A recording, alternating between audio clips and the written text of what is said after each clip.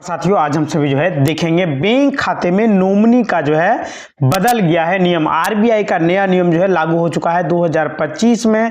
जितने भी बैंक ग्राहक हैं यानी कि आपका खाता किसी भी बैंक में है तो आरबीआई ने सभी बैंकों को निर्देश दिया है कि सभी में कम से कम एक नॉमिनी ऐड होना जरूरी है। कम से कम एक नॉमिनी, ज्यादा से ज्यादा आप 4 नॉमिनी को ऐड कर सकते हैं।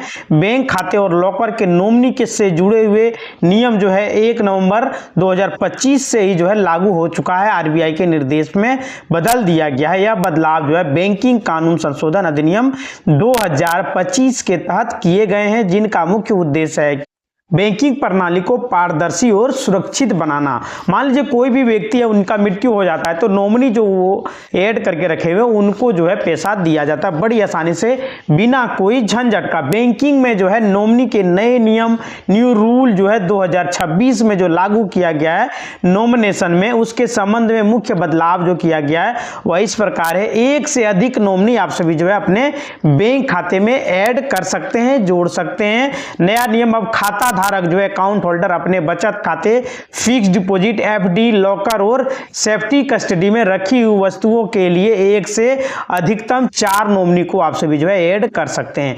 4 लोगों को अपना वहां पे हिस्सेदारी बना सकते हैं, वहां पे दे सकते हैं 10%, 20%, और उसका अलग अलग मोबाइल नंबर, अलग अलग ईमेल आईडी वगैरह आप दे सकते हैं। उसमें आप हिस्सेदारी भी तय कर सकते हैं। जमा खातों के मामले में जो खाता धारक प्रत्येक नॉमिनी के लिए अलग अलग हिस्सेदारी यानी कि परसेंटेज को भी तय कर सकते हैं, ताकि भविष्य में कोई भी विवाद ना हो सके। सभी नॉमिनी कुल हिस्सा का 100% होना चाहिए। उसमें आप किसी को 10%, किसी को 20%, यानी कि 4 नॉमिनी है तो सब मिला के कम से कम 100% पूरना चाहिए, ताकि अगर यदि आप ना रहे खुदा न खास्ते तो उनको वह पैसा बड़ी आसानी से दिया जा सकता है। यानी कि नॉमिनी जमा खातों, लॉकर और सेफ्टी कस्टडी के लिए क्रमिक नामांकन यानी कि सक्सेसिव नामांकन की सुविधा भी दी गई है, जिसमें नॉमिनी एक क्रम में नामित किए जाते हैं। नॉमिनेशन की अनिवार्यता नहीं थी, लेकिन अब कर दिया गया है, जो कि नॉमिनी आपका बैंक पासबुक उसमें आपको नॉमिनी का नाम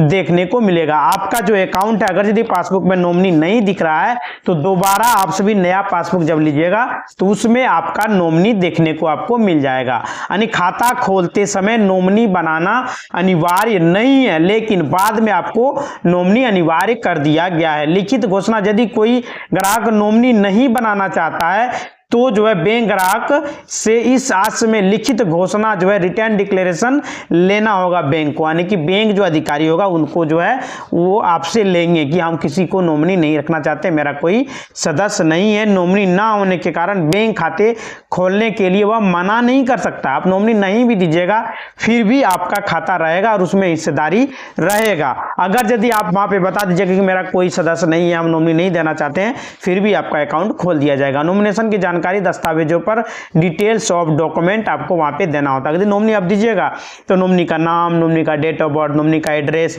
नॉमिनी का मोबाइल नंबर, ये सभी आपसे मांग लिया जाएगा।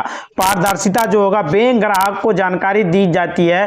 पासबुक जो दिया जाएगा, खाता का विवरण जहां पे रहेगा वहीं पे आपको नॉमिनी का डिटेल भी देखने को मिल जाएगा। नॉमिनेशन की स्थिति और नॉमिनी का नाम स्पष्ट रूप से आपको मिल जाएगा। स्टेटस दस्तावेज पर नॉमिनी रजिस्टर्ड, आप नेट बैंकिंग, मोबाइल बैंकिंग के माध्यम से नॉमिनी अपना ऐड कर सकते हैं। स्टेटस जब आप चेक कीजिएगा तो वहां पे आपको नॉमिनी रजिस्टर्ड देखने को मिलेगा, मतलब नेट बैंकिंग में जाके देखिएगा तो।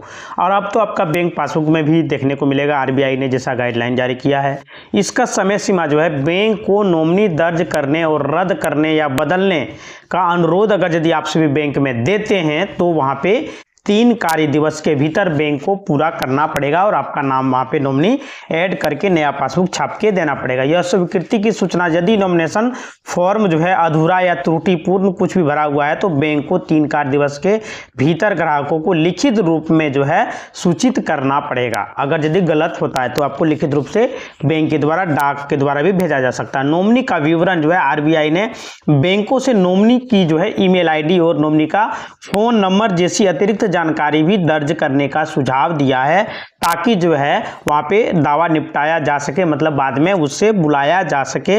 इसलिए वहां पे उनका अलग से मोबाइल नंबर मांगा जाता है। ये नियम जमाकर्ता की मृत्यु के बाद उसके परिवार में जो नॉमिनी को जो है अनावश्यक कानूनी जटिलताओं से जो है छुटकारा पाना और उसकी धन जो है, उसका पैसा जो है उसे रिटर्न करने में आसानी होगी। यही जो है वहाँ पे आरबीआई पर क्या होता था कि अभी बहुत सारे लोगों का जो है ज़्यादातर पैसा वहाँ पे 1500, 2000, 1000 करके खाते में है। व्यक्ति का मृत्यु हो गया, घर वाले जो उसे खोजना छोड़ दिया, क्योंकि 1500 रुपया खर्चा ही हो जाएगा वो पैसा लेने में। हैवी डिबिट बनाओ तो ये करो तो वो करो, मतलब बहुत सारा जो है झंझट है उसमें, इसलिए जो है छोड़ दिया जा रहा है। इसलिए बैंक के द्वारा यह नॉमिनी बनाया जा रहा है ताकि जो है वह पैसा नॉमिनी के द्वारा बड़ी आसानी से नॉमिनी को दिया जा सके। नॉमिनी का नियम जो है क्या है, तो और पुराना नियम में किस प्रकार से बदलाव किया गया है, तो इसमें जो है जो भारत सरकार के द्वारा नॉमिनी को लेकर के जो नियम बदला गया था, पुराने को जो थे उसको बदल करके नया नियम के अनुसार भारत में लोकसभा और राज्यसभा, भारत के राष्ट्रपति के फाइनल मुहर के बाद जो है बैंक अकाउंट में